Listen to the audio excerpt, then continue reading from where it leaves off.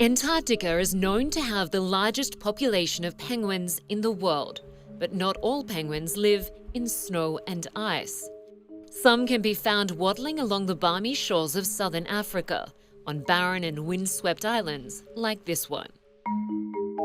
But in the last century, populations of the endangered African penguin have plummeted, due in part to human disturbance, egg poaching, and climate change. On Dyer Island in the 1970s, there was about 23,000 breeding pairs. At the moment, we're counting about 1,100 breeding pairs. It's quite a severe collapse. Historically, African penguins made nests in burrows of guano, layers of accumulated seabird and bat feces.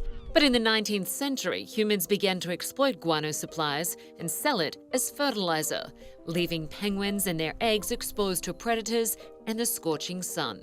At one point in the colonies, it ranged from 3 to 10 meters in depth and even deeper in some areas. Right now, the deepest guano remaining in any of the colonies measures in the centimeters. The only thing left is bare gravel, bare soil, nothing that they can burrow into, and that took away their entire nesting ability. In 2016, the African Penguin Nest Project dived to the rescue.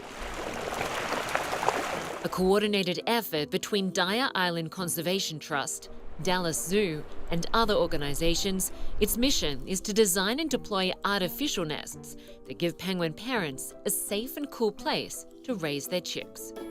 After 2 years of development and studying old guano nests, project experts settled on a final design, which they started deploying in late 2018.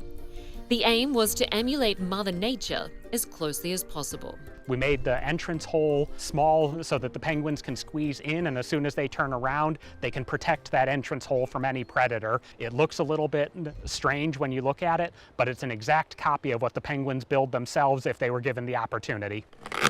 Each nest is fitted with a sensor that measures temperature and humidity, which enables researchers to track the nest's microclimate. Eggs are an extremely delicate structure. They're only set to be incubated at about 38 to 39 degrees.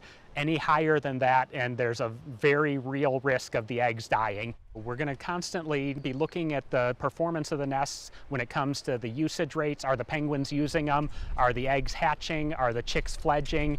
But so far what we're seeing is that the artificial nests are fledging chicks at a much higher rate than any other option that they have. Funded by donations or by people sponsoring individual nests, Graham says the project has so far installed more than 1,500 nests around South Africa's penguin colonies. Next year, the project hopes to expand to penguin colonies in Namibia. The end goal is that every penguin that needs a nest will get one. But while nests are vital to populations bouncing back, the birds still face threats from climate change and overfishing. It's not just a single, we give them a nest, the species is saved. This is part of it, it's a big part of it, but there has to be more. I think we have got a responsibility as humans because, we've kind of intruded onto a place and messed things up a little bit, but we also can fix it.